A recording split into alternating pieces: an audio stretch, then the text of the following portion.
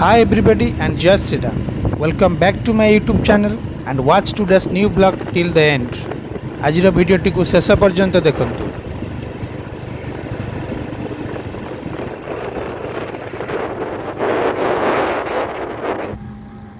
आज चलतु देखिबा ओडिशार राजधानी भुवनेश्वर निकटरे थिबा चंदका डमपड़ा अभयारण्य जहाँकि खुर्दा जिले में अवस्थित। वर्तमान आमे चंदका डमपड़ा अभयारण्य निकटरे पहुँची गलुणु। भुवनेश्वर ठारू नंदनकानन रास्तार आसिले चंदका फॉरेस्ट डिविजन भितर आसिबो एही अभयारण्यटी।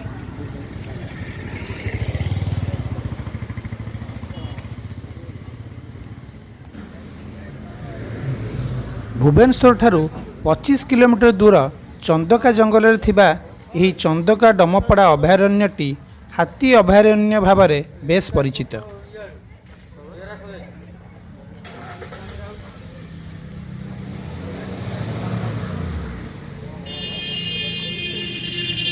एबे चलतु जिबा टिकेट घर पाखक।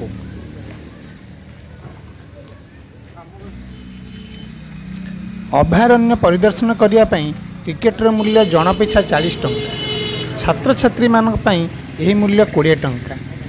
10 जणिया ग्रुप रे गले एही मूल्य यथाक्रमे 25 टंका और 10 टंका होई जिवो।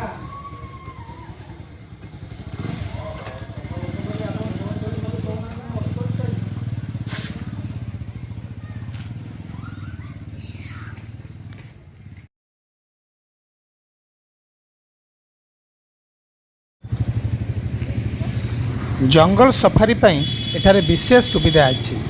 सेथिपई 8 सीटर और 12 सीटर गाड़ी मान अच्छी जार मूल्य मु डिस्क्रिप्शन बॉक्स रे दे देबी। वर्तमान देखंतु चंदका डमपड़ा अभयारण्यर गेट पाखर किछि दृश्य।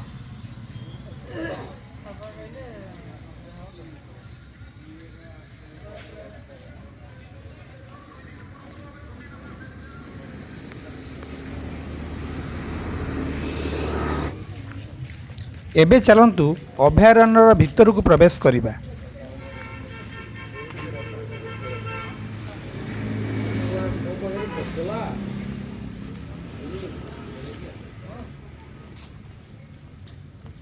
एठारे मु कहि रखे डमपड़ा अभयारण्यर परिदर्शन समय सकाळ 8टारू संध्या 5टा पर्यंत।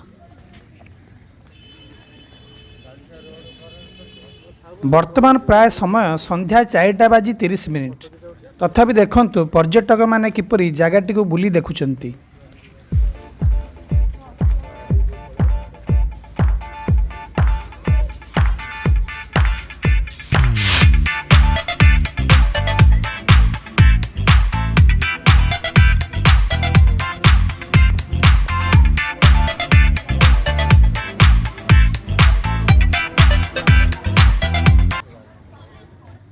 सम्मुखरे जहाँ देखुचंती ताहा हेउछि चंदका डमपड़ा अभयारण्यर मुख्य प्रवेश पथ।